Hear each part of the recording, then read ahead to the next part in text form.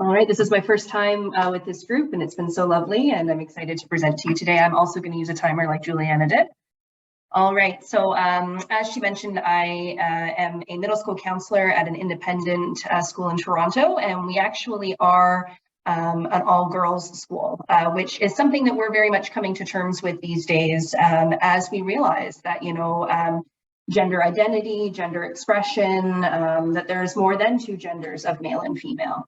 As a teacher, I always strive to further my knowledge and take what we call additional qualification courses, or AQs. And over the summer, I took one from Queen's University called Teaching LGBTQ2S+ Youth. And I truly enjoyed it. And we really covered more than just around working with students who are a part of that community. We really talked about just being inclusive in general. And so that was one of the kind of takeaways I wanted to share with you. So I'm going to share my screen here. Just have one slide. All right.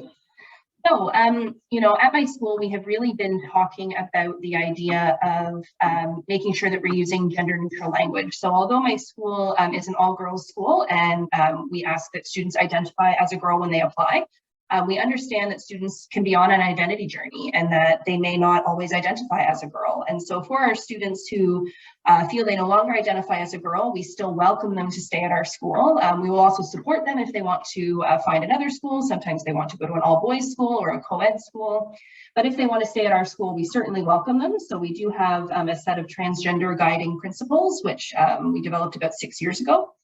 So since then, we've really had that thought in mind of making sure that we're using gender neutral language. So instead of saying, ladies or girls, we're really using students, grade 7s, everyone, and also staying away from guys too, because even though sometimes people may think that seems more inclusive, it's really not, because not everyone identifies as a guy. So really just making sure that we're using inclusive language.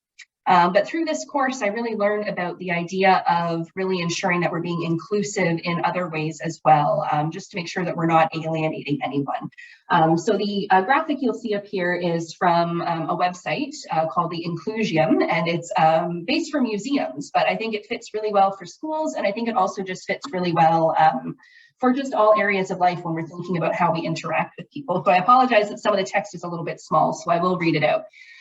So unless you know how someone identifies or the language that they use, it's always important to just try to be as inclusive as possible. So if you don't know whether a student has parents, a mom, a dad, or a mom and a dad, some great words to use instead are grown-up, adult, or caregiver. And this is because not everyone accompanying a child is a parent. Grandparents, step-parents, nannies, guardians may not identify as parents. And not all children have a mom and dad. If you don't know whether a student or parent identifies their child as son or a daughter, just using the word children. And this is because the children in someone's care could be grandchildren, nieces, nephews, godchildren. And you also don't want to assume the gender of a child. This one I thought was really interesting, the idea of not using the term extended family. My school has a lot of international students, and so we really just try to use the word family, because in a lot of cultures, I feel like for me, for example, I would often think of my immediate family as my mom, my dad, my grandma, my grandpa, my sister. But to a lot of families, their great aunties and their great uncles are a part of their family. And if someone says the word extended family, they're like, what? Like that? They're not my extended family, they're just my family. So really just making sure that we're being inclusive of all different family types. This one I think is an important one, just avoiding commenting on family resemblance just in general. It might be something that you note. I feel like humans, our brains are kind of hardwired to notice similarities, but really just something to keep to yourself, because you really don't know whether there is a biological connection there. If there is, whether the person appreciates that biological connection or not, whether they're adopted, whether it is a blended family of some kind. So really just not getting, your foot in your mouth around that one, because that can be a bit of a can of worms that can be opened.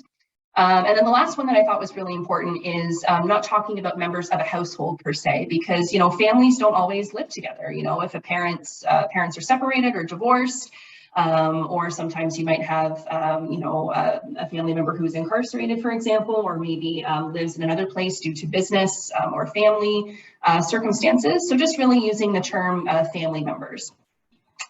And so just as kind of in conclusion, I just feel like trying to be inclusive as much as we can with our language is just so important, because we never want to misrepresent someone due to ignorance, whether that's conscious or unconscious ignorance. So I just really wanted to leave that final note there of just really making sure that we're having that importance of not making assumptions around someone's ethnicity, culture, socioeconomic status, family status, interests, likes, dislikes, gender identity, gender expression, sexual orientation, just so that we're really not having that misrepresentation.